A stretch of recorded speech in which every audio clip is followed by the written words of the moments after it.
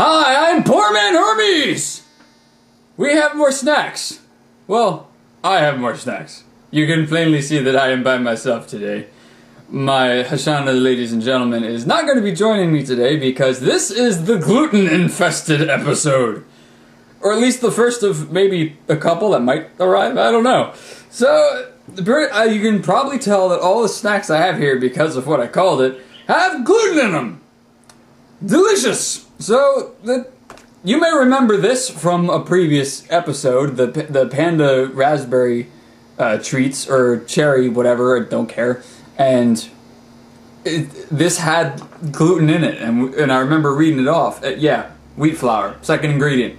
And I was looking at it and I was like, oh, I can't actually have her have this, because this would cause some problems. So, let's see if I can get this open right now. Here, there we go. It smells like a cherry candy mixed with cardboard. Although I'd probably blame the packaging on that one. I actually can really the first ingredient is molasses, and that's actually really prominent. After the first couple whiffs, it's becoming really prominent. I can really tell that it's in there. So yeah, let's give this a try.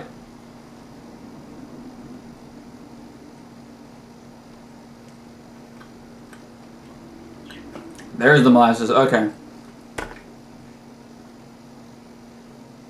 Okay, it actually took a little while, but after a few seconds, I started getting the flavor of everything that's in it. And I actually started tasting the molasses. Didn't taste a lot of cherry at first, but then after a little bit, I started tasting the cherry. And I was able to notice, like, okay, yeah, it is definitely a cherry, licorice thing, but it does taste more like molasses first. I think that it might be one of those mental things where you think it's cherry, so it tastes like cherry. But it's molasses. I actually would want to say that this is more a molasses treat than a cherry. Okay, so add that out of the way. What's this? Girotandi from Mulino Bianco, Barilla. I'm sorry, I am terrible at pronouncing everything. So it is a shortbread biscuit and cane sugar. That actually sounds very nice. It sounds very delectable. So let's go ahead and open this up and see what it tastes like. Or, well, you wouldn't see what it tastes like, but you would find out what it tastes like. Yeah, the first ingredient is wheat flour, so yeah. Celiac people, steer clear of these. It smells like a sweetbread. Yeah, it smells like the kind that you would find at the bakery. It really does.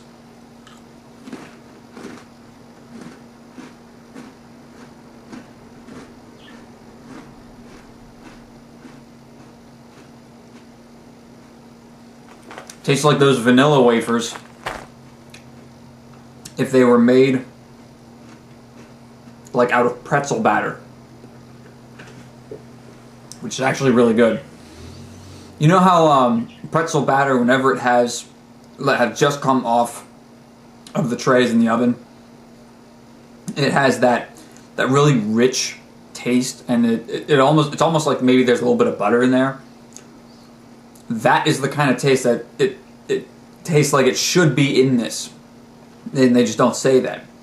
It tastes like it should be a pretzel batter that turned into a cookie, that added vanilla to it, and then they sugared it after it was all done being baked. Like that's what that tastes like. That's good. I like that. I like this. This is actually pretty delicious. Mulino Bianco, you actually did pretty good on this one. I actually really like that. Okay, we have here a Maison de Matin. Maison de Matin. I'm definitely not pronouncing that correctly, and I apologize. It's a cinnamon French twist, and it looks really good.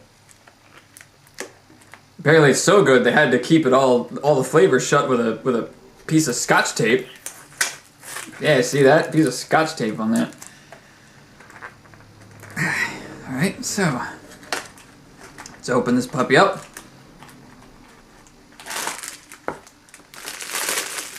Now let's see, where's wheat flour on this one? I've been doing it for the other ones. First ingredient again. Okay, yeah. Prepackaged goodness. Okay, yeah, here we go. Alright, we got this.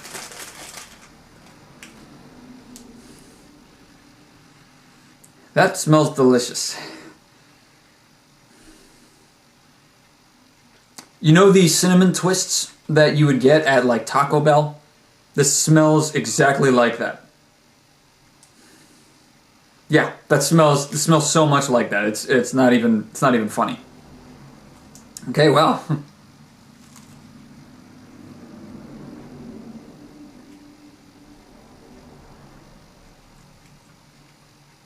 Tastes like a cinnamon twist. Is this supposed to be like fruit flavored or something? No. No, just supposed to be cinnamon twist. Could've sworn I tasted something else in this. Maybe it's like remnants from the other things I was just trying. But yeah, like it had... Oh.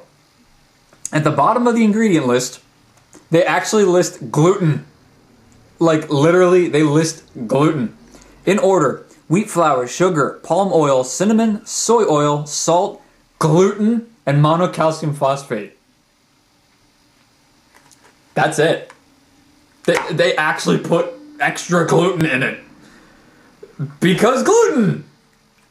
Why not?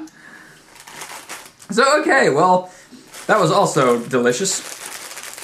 Tastes exactly like a cinnamon twist, the kind of you kind of how you expect it to taste. All right, we have we have two of these. We have Skinny Cow Dreamy Clusters. I don't know if you can see that, but that's what that is. And it's okay. It's a chocolate treat. It's crunchy crisps and creamy caramel drenched in milk chocolate. And the wheat flour is kind of in the middle. They also use rice flour. Okay. Alright, yeah, doesn't sound that bad. So let's open this up. That opened so easily. Oh man. That opened so easily. I love that. Our product is so good, we want you to get into it. It smells like a Hershey's chocolate bar. I don't smell anything else. It just smells like a Hershey's bar. Like that chocolate smell. Okay.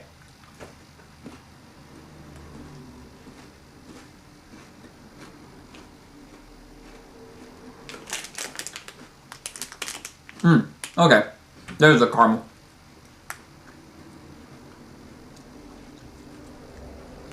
It's crunchy a little. It's got that ricey crunchy to it.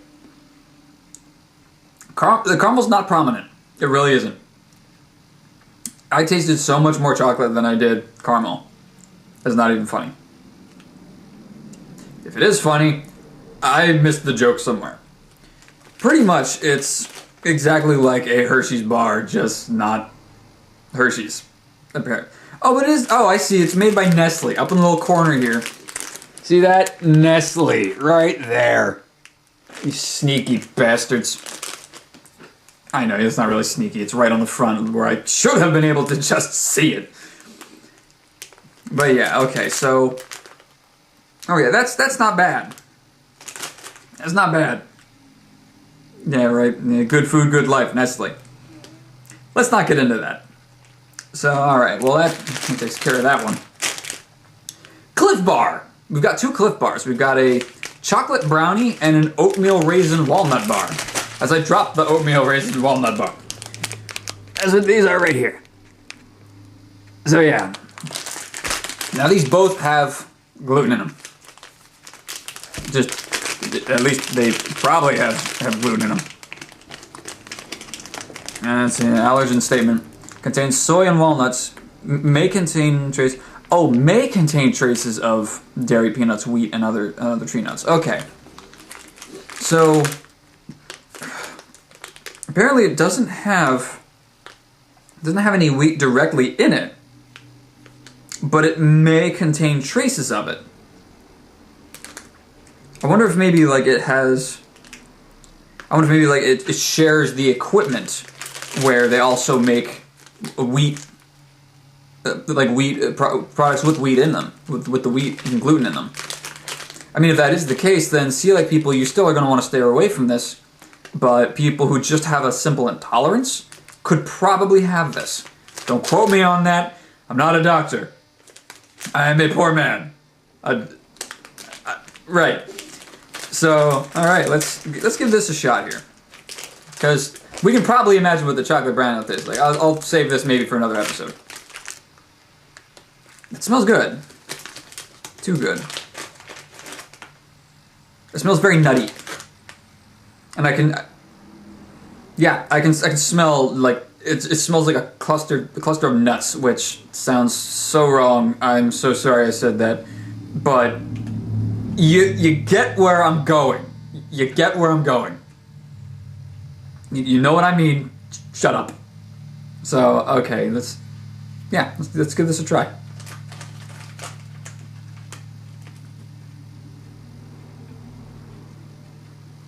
It's very chewy.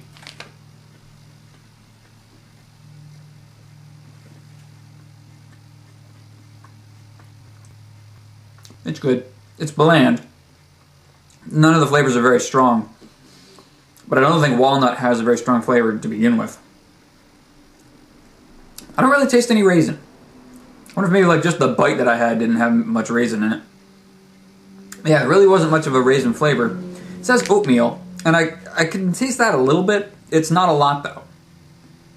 I think that maybe in general that this product maybe might not have the most flavorful ingredients, but it certainly is not bad. Certainly is not bad. And it even says at the bottom, nutrition for sustained energy. So it's one of those things where it's meant more for your health, not for the taste. It's not meant to be a sweet treat to be enjoyed. It's meant to be something to replenish your energy. I guess on that one, it would probably succeed. We'll see how I'm feeling in an hour. So, okay. Then we have Slim Jims. We got two of them. We got honey barbecue and nacho. Yeah. And, oh man, the honey barbecue one is huge. It's, like, okay. Look at how thick these are. This is the honey barbecue. This is the nacho. Look at how different they are. This one is so obviously thicker. It's so much more. I wonder what the ounceage is. Oh, it says at the bottom. Wait, 1.94, and the nacho one is 0.97. This is literally half what this is. This is half of what it wants to be. So, all right, well, nacho, yeah. Well, let's. I don't know. Nacho would probably be easier to open because it's only half. It would have half the strength, right? Right? So, all right, let's open this puppy up. This will not open up. Please excuse me as I grab a pair of scissors. I really need to start keeping scissors with me whenever I do these shows. It's becoming a problem. A very big problem. And I must quell it. There we go. Cut that open. Just like that. Okay. Alright. Yeah, I know. I didn't open it the right way. So what? Alright, well. You know what they say. Snap into a Slim Jim.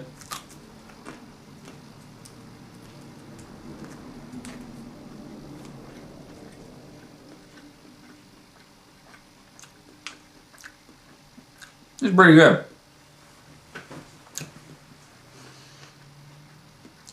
It tastes like a jerky stick that has the nacho spices in it.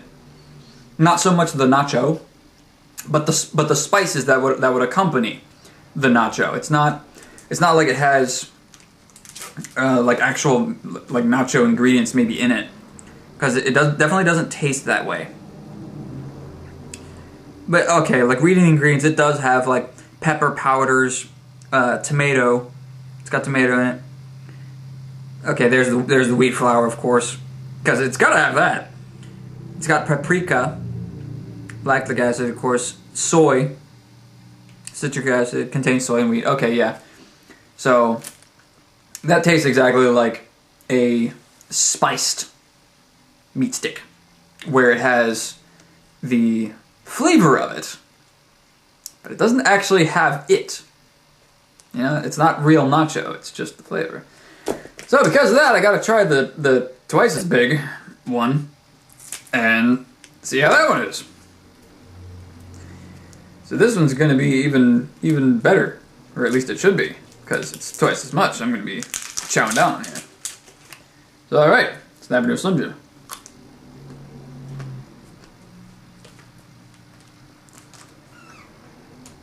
That barbecue flavor hits pretty quick, like that. Took what, 2 or 1 seconds, like somewhere around there. Has a little bit of a kick to it too.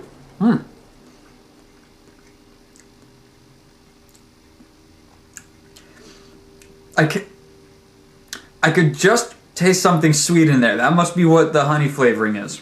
What is the honey flavoring? Does it say on here what it is? Molasses powder. That's what that is. Okay.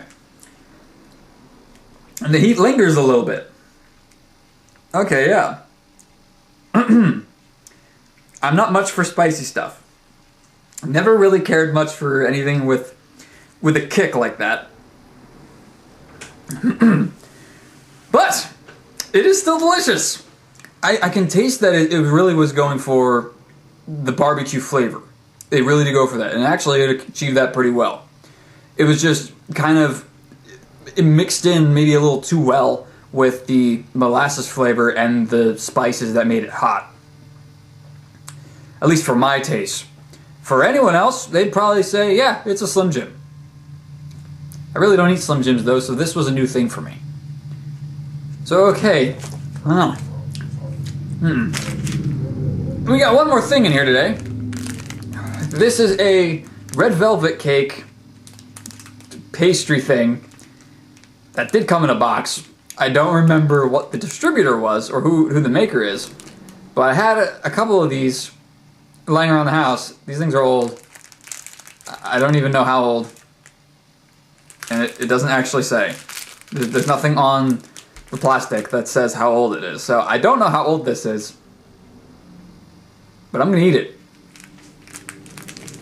And because it is a red velvet cake pastry that is probably very mass produced and not made by someone specifically with a gluten-free intent, you can bet your ass this has gluten in it. Okay. That icing smells fake. Really fake. Like that I bought this in a plastic container from Michael's cake decorating section fake. Yeah. What do they call that? Fondant, I think it is. Something like that. Like a cake fondant. So I'm probably getting the name wrong, but it's basically like the icing stuff that's pre-packaged, pre-made, that you basically like lay it down, you smooth it out, and then you trim off what you don't want. That's what that smells like. The cake part smells actually kind of like chocolate, which it should. It's red velvet. Okay, well, let's do it.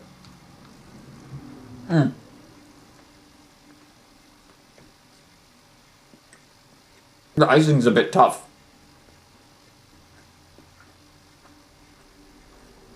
It's still sweet. It's very sweet. A little sweeter than I remember. But it tastes exactly like red velvet. The rich, dark, chocolatey flavor. It's very sweet, mixed in with the sugary, sweetness of the icing. There's like a cream filling in the middle. You can see that there.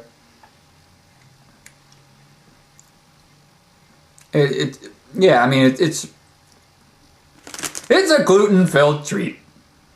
That's what it is. Yeah. Sorry, these episodes are probably a little boring without my Hashana, ladies and gentlemen.